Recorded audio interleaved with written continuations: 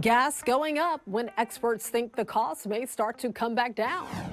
Monument mistakes. We talked to fans about the typos on a new Kobe Bryant statue outside Crypto.com arena. Hello, everyone. You're watching The Rundown. I'm Robin Winston. Gas prices are headed up again as people prepare for spring break.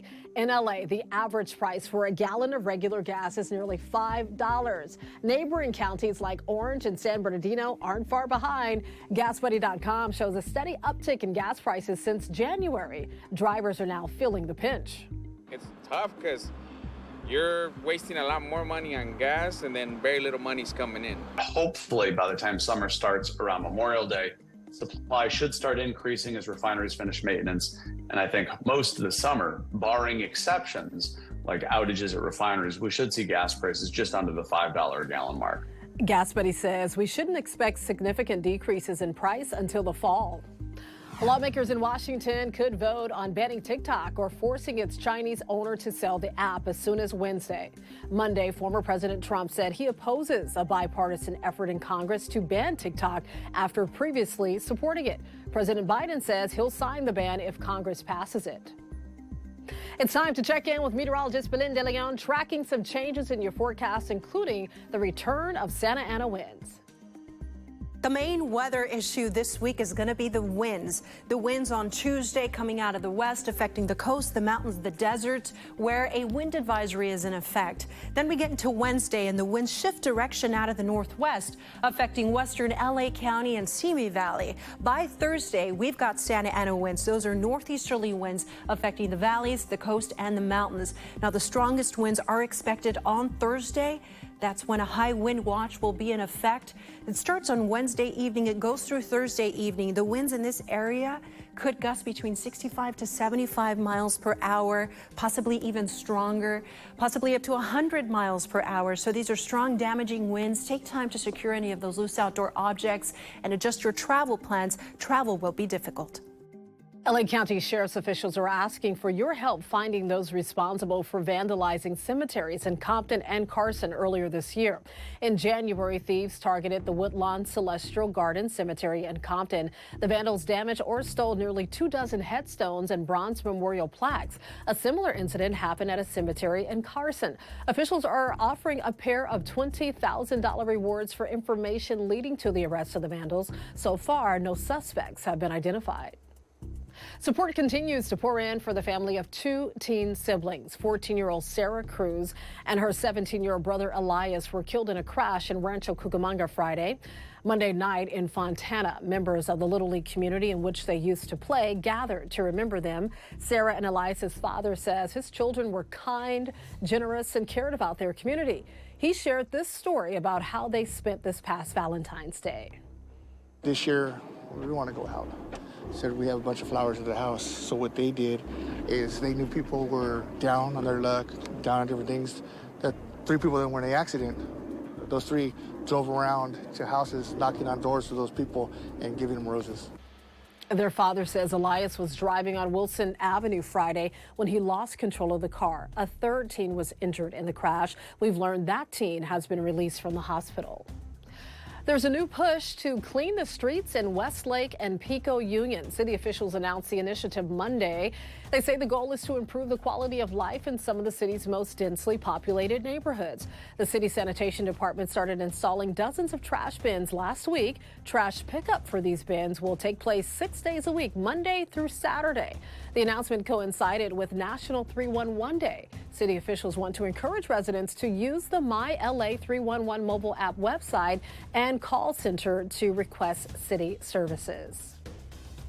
It's now been a month since the Kobe Bryant statue was unveiled outside Crypto.com arena, but fans are noticing a few mistakes on the statue. NBC4's Alex Rozier spells it out for us. On February 8th, hundreds celebrated as the Kobe statue was unveiled at Crypto.com arena. But now a month later, a closer look is revealing a few mistakes. I thought they would catch it, especially when they had such a big unveiling that they had for it. The statue was inspired by the pose from Kobe's 81-point game in 2006 against Toronto. And on the side of the statue, it shows the official scores report from that night. But in the scores report, they call former Toronto guard Jose Calderon Jose Calderson. And former Laker Von Wafer is listed as Vom Wafer. Lastly, look at the word decision. That's not right either. Something like that, I just wouldn't expect it. Laker fan Holden Moser was surprised to see the mistakes. It's like a statue of such, like, obviously a great player. You think you want to put, like, as much work and make sure you don't make any mistakes at all on it. But wait a minute. What if this is not a mistake? What if the scorecard on that day had those errors? And we know that's possible, right? So if it did have those mistakes, then it should absolutely stay that way. Unfortunately, it doesn't appear the scorecard had errors. In 2020, Golden Auctions auctioned off the scores report signed by Kobe, and it doesn't have any of the 3 misspellings.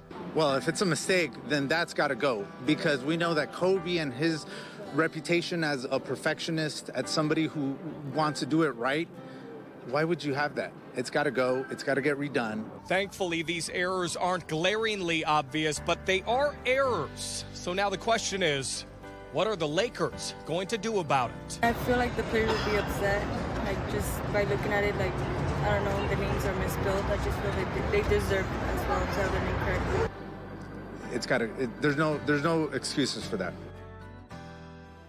Disneyland could be one step closer to expanding. Planning officials in Anaheim will vote on whether to approve the theme park's development proposal. The Orange County Register reports that new park attractions could be built west of Disneyland Drive near hotels. Disney is also looking at buying a few streets from the city. The largest would be Magic Way. The Anaheim City Council will ultimately make the decision.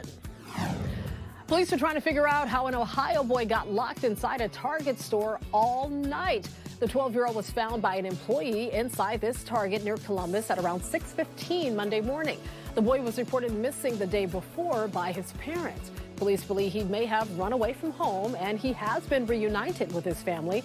Investigators are now looking into how no one noticed that he was in the store. The waiting game is over in Big Bear. Nonprofit group Friends of Big Bear Valley says there's still no sign that Jackie and Shadow's eggs have begun hatching. And at this point, it's unlikely that they will. Experts say we have no way of knowing exactly why these eggs did not hatch. It could be environmental, biological, or something entirely separate. But the pair has successfully hatched chicks in the past, meaning it could happen again. Yeah, I think so. I mean, I think we shouldn't lose hope. Every year's a new opportunity for these birds to nest. Dan says the fact that we are aware that this clutch of eggs failed to hatch is more of a reflection of our ability to watch them anytime. He says bald eagles in the wild often lay clutches of eggs that do not hatch. We just aren't able to see it. You may want to think twice before posting that concert video on your social media pages. Bad Bunny is suing a fan for sharing footage from his concert last month in Salt Lake City. Well, according to the lawsuit, the fan uploaded 10 high-quality full song performances on his YouTube channel. Bad Bunny claims the fan is profiting off his name and music and taking ad revenue away from his own official YouTube channel. Bad Bunny is seeking either $150,000 per video or the profits made from ad revenues on YouTube. Live Nation wants to keep the party going in honor of the late Jimmy Buffett. They want to celebrate the singer-songwriter with a tribute concert at the Hollywood Bowl. On Thursday, April 11th, for one night only, music greats will gather to honor Buffett's life and career. The concert will include performances by Paul McCartney, the Eagles, John Bon Jovi, and Zac Brown. Tickets go on sale this Friday at 10 a.m. He's a hip-hop mogul who has contributed to the music industry for decades. And next week, Dr. Dre will be honored with a star on the Hollywood Walk of Fame. It'll be in the recording category. Radio DJ Big Boy and Snoop Dogg are among those set to speak at the ceremony. Dr. Dre will get his star on the 19th. Some Long Beach students are getting ready to perform at Carnegie Hall. The choir and orchestra from Jordan High School left SoCal over the weekend because they were invited to perform at the iconic concert venue last fall after submitting a video application back in 2022. They've been fundraising for months to get everyone to the Big Apple, and their efforts paid off. Students will also get to tour Columbia University and Juilliard while in New York. Congratulations to them. Very exciting. The Dodgers have named their starting pitcher for the first game of the regular season. It's Tyler Glasnow. Tyler Glasnow will be on the mound when the team opens the regular season play on March 20th. The game will be against the San Diego Padres in Seoul, South Korea. Glasnow was traded to the Dodgers from Tampa Bay, then signed a new 5-year deal with the team.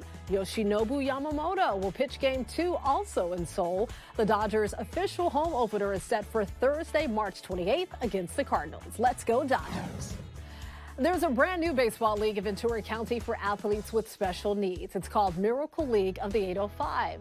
They just kicked off their 8-week season at this new field in Camarillo. The organizers have been working on this for years, and they're so excited to see this happen. 65 athletes are part of this league with both kids and adults. The oldest athlete, get this, is 68. How awesome is that? Each one has a buddy who helps them at bat and in the field. They also have so much community support. All the people helping here are volunteers. And if you're interested in volunteering, we put a link on our website, NBCLA.com. Just search Miracle League.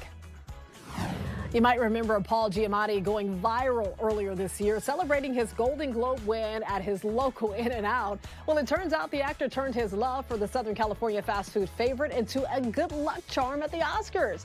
The holdover star wore custom InNOut cufflinks to the ceremony. Yes, he did. And they were custom designed by the folks at a company called Cufflinks Depot. I love it. Very stylish. I wonder if I can get some that say The Rundown. We'll see if we can make that happen. You can always get news and weather updates on the NBCLA app and our website, NBCLA.com. And be sure to tune into Today in LA on NBC4, weekdays 4 to 7 a.m. I'll be helping you get around with traffic reports throughout the morning. I'll see you next time on The Rundown.